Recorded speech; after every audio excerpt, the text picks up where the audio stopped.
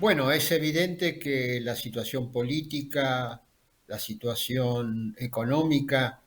y la crisis social han pegado un salto enorme en las últimas semanas, como consecuencia de todo el deterioro que viene sufriendo la economía argentina y la política argentina, este, por lo menos, bueno, desde el inicio de la gestión de Javier Milei, pero en especial en este arranque del 2025. No olvidemos que en marzo de este año el Banco Central ya había perdido unos 3.500 millones de dólares, a razón de 300 millones de dólares por día estaba perdiendo, y ahí el gobierno tuvo que pedir el auxilio del Fondo Monetario Internacional, que lógicamente por razones políticas, no porque lo mereciera la Argentina, le dio un crédito de 20.000 millones de dólares por encima de los 44.000 millones de dólares que había tomado en préstamo Mauricio Macri en el 2018,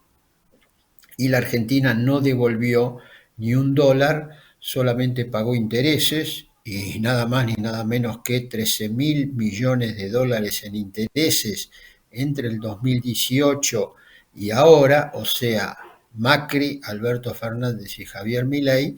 pero en los vencimientos de capital no los pagó, y por lo tanto a los 44.000 millones de dólares se le suma el desembolso de 12.000 y luego de 2.000 millones de dólares que hizo el Fondo Monetario Internacional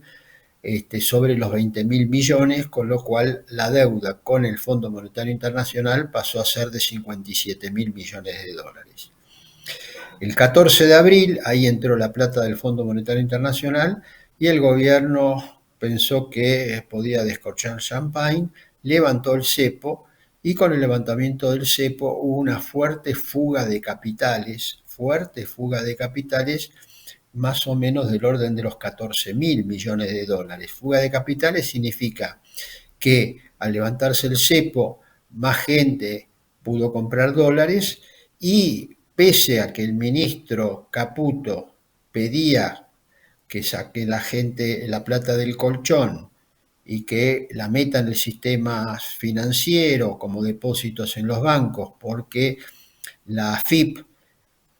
ahora llamada Arcan, no iba a indagar sobre el origen de los fondos, bueno, pasó exactamente lo contrario. Los depósitos en dólares casi no se movieron, pese a que hubo compras por más de 14.000 millones de dólares. Tendría que haber crecido en esa cantidad, quedó estancado, lo que significa que mucha gente mandó los dólares al colchón, a cuentas en el exterior o a cajas de seguridad. Bueno, posteriormente el gobierno se empeñó, lógicamente, en seguir con la motosierra, de una manera totalmente irresponsable. Se ensañó con los discapacitados, se ensañó con los jubilados, se ensañó con las universidades, se ensañó con las provincias, que, bueno, atraviesan un fuerte deterioro de las rutas y la escasez de recursos. El deterioro es súper evidente, rutas que comenzaron a ser ejecutadas, cambios, mejoras o rutas nuevas quedaron a mitad de camino, bueno, prácticamente tirando a la basura los avances que se habían podido lograr en infraestructura, de caminos y de rutas, etcétera. Bueno, lo que luego sucedió lo sabemos todos: fuerte derrota electoral en la provincia de Buenos Aires, y bueno, los propios aliados parlamentarios del gobierno que lo sostuvieron durante todo el primer año de manera incondicional y que le permitió al gobierno esa llamada ley de bases, que era bueno, una ley ómnibus con delegación de facultades al Poder Ejecutivo y con fuertes recortes en los gastos, especialmente los gastos sociales, en los gastos educativos y en los gastos a las provincias, bueno, se dieron cuenta de que estábamos frente a un gobierno totalmente en crisis, que aceleraba en las curvas, en las rutas, y que, bueno, sabemos qué es lo que pasa cuando alguien acelera en las curvas, especialmente en, en la sierra o en las montañas, tiene el precipicio por delante. Bueno, ¿qué es lo que está pasando ahora? Bueno, al rechazo por parte del electorado de la provincia de Buenos Aires y a la impresionante manifestación que hubo el otro día, no solamente aquí en la capital federal, sino prácticamente en todo el país, se le sumó la desconfianza total de los mercados financieros con la política económica, lo que se expresa de distintas maneras. Una, la caída de los bonos y la disparada del riesgo país. Dos, pérdida de reservas del Banco Central, con el agravante de que el dólar tocó el techo de la banda y el Banco Central tuvo que salir a vender dólares. El miércoles fueron 53 millones, pero ya el día jueves 379 millones de dólares, lo cual abre un fuerte interrogante sobre si el Banco Central puede sostener una pérdida de casi 300, 400 millones de dólares por día, por lo menos hasta llegar a las elecciones. Parece que tampoco alcanza para llegar a las elecciones del 26 de octubre. Si el gobierno vuelve a implantar el cepo, que podría ser una de las medidas,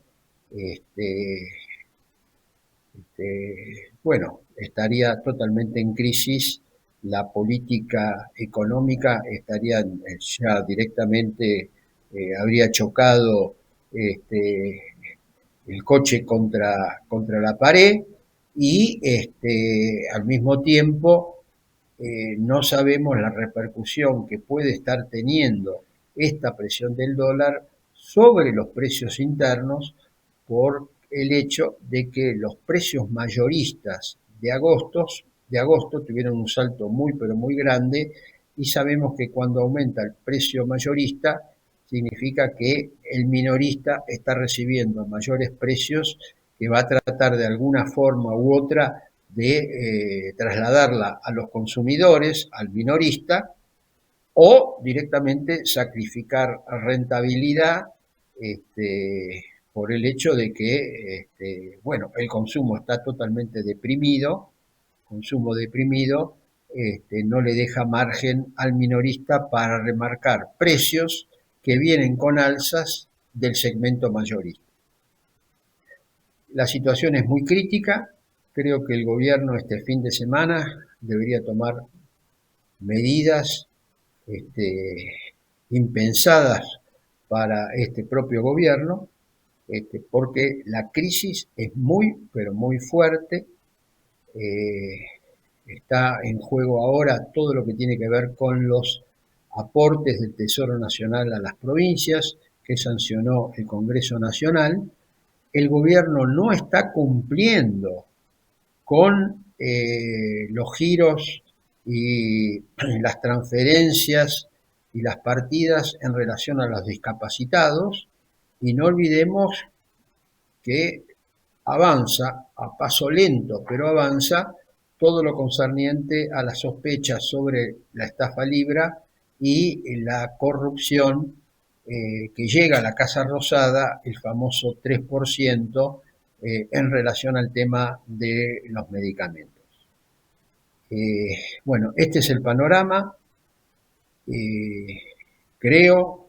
puedo equivocarme lógicamente, pero creo que el gobierno hasta ahora ha respondido de una manera totalmente equivocada frente a esta crisis. responsabiliza a todos los demás, no ve que haya cometido ningún error en su gestión y si no adopta algunas medidas que reviertan su propia gestión, la semana que viene me parece que el auto va a chocar contra la pared. Nos reencontramos la próxima semana.